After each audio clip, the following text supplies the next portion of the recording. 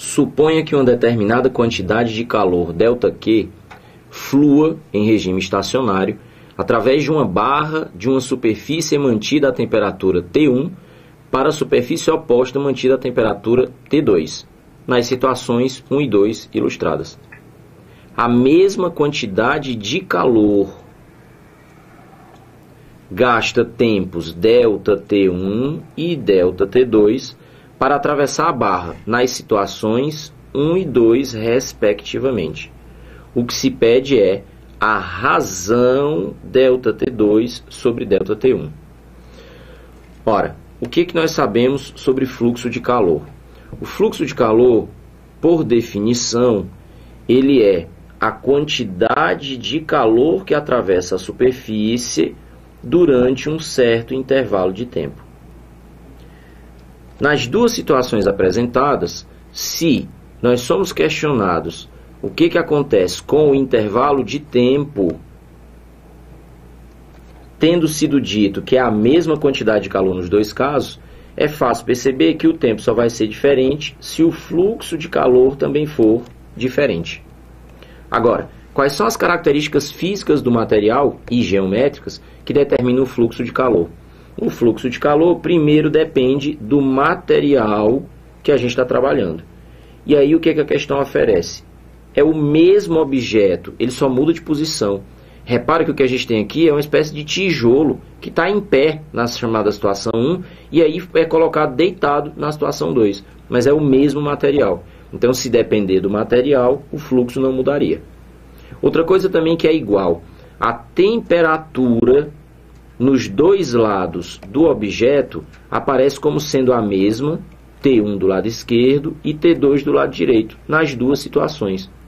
Já se pode inclusive dizer que pelo fluxo de calor que é mostrado na própria figura, isso significa dizer, já que nós sabemos que o calor sempre flui da maior temperatura para a menor temperatura, que a temperatura 1 é certamente maior do que a temperatura 2. Então, se depender da diferença de temperatura, e aqui uma observação importante nessa equação, não é variação de temperatura, é diferença de temperatura. A variação é ao longo do tempo, a diferença é no mesmo instante. Então, a diferença entre a temperatura 1 e a temperatura 2, nos dois lados e nas duas situações, é a mesma. Logo, se dependesse só do Δθ, o fluxo também seria o mesmo. Entretanto, o que é que faz com que o fluxo de calor seja diferente nas duas situações? O fluxo de calor depende da espessura do objeto que o calor vai ter que atravessar. O que na figura aparece representado como L na primeira situação e 2L na segunda situação. Ou seja, deitar o paralelepípedo, deitar o tijolo, vamos falar assim, faz com que o comprimento a ser atravessado pelo calor seja aumentado e nesse caso se torna 2 vezes maior. O que a gente pode perceber olhando para a equação do fluxo de calor? O fluxo aparece escrito em cima, enquanto que a espessura aparece escrito embaixo, o que significa dizer que são grandezas inversamente proporcionais. Logo, ao aumentar a espessura do objeto, diminui o fluxo de calor. O detalhe é que, olhando na expressão de cima, percebe-se que o fluxo escrito em cima com o tempo escrito embaixo também são grandezas inversamente proporcionais. Logo, diminuir o fluxo de calor aumenta o tempo que esse calor leva para atravessar a superfície. Então, a gente já pode aqui fazer uma relação. Se nós estamos relacionando a espessura a ser atravessada pelo objeto com o fluxo de calor através do corpo, e com o intervalo de tempo que esse calor vai gastar, o que nós vemos comparando as duas situações mencionadas, a situação 1 com a situação 2? Primeiro, é possível perceber bem claramente que a espessura do objeto a ser atravessada pelo calor, que na primeira situação valia L, ela agora passou a ser 2L. E significa então dizer, nesse caso, que a espessura foi multiplicada por 2. Sendo grandezas inversamente proporcionais, isso faz com que o fluxo fique reduzido pela metade. E como o fluxo e o tempo são também inversamente proporcionais, dividindo o fluxo a gente vai estar multiplicando o tempo. Nesse caso, fazendo que ele fique dobrado. Logo, quanto mais espesso é o material, mais tempo o calor vai gastar para atravessá-lo.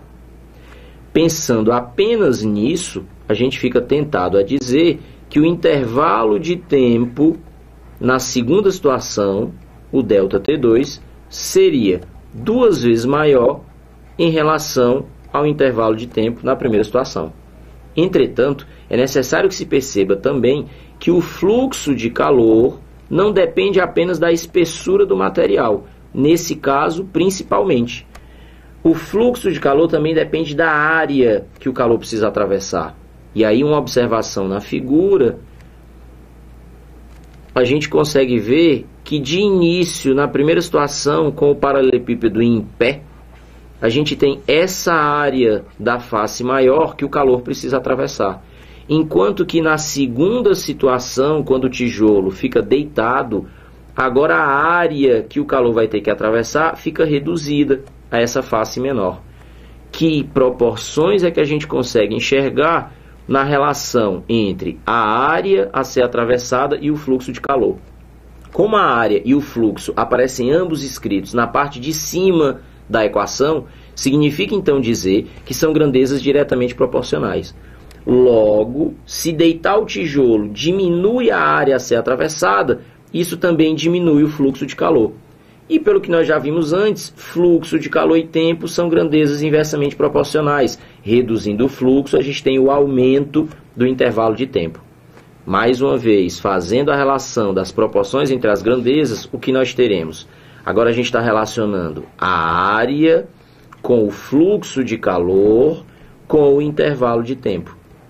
E, ao deitar o tijolo, o que aconteceu é que a área a ser atravessada ficou reduzida ao meio.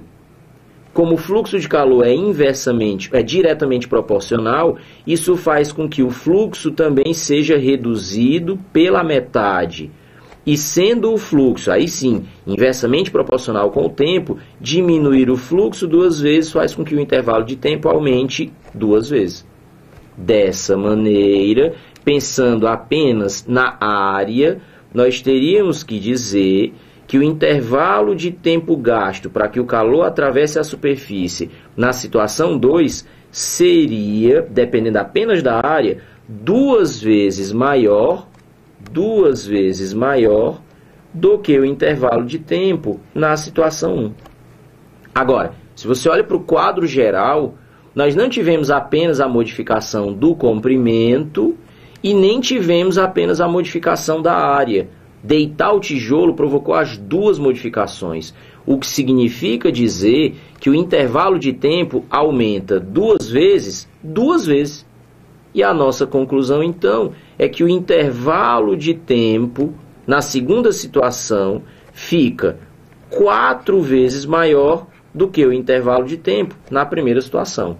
Aumenta 2 vezes pelo aumento da espessura e aumenta mais 2 vezes pela redução da área. Com as 2 modificações simultâneas, nós temos, então, o intervalo de tempo 4 vezes aumentado.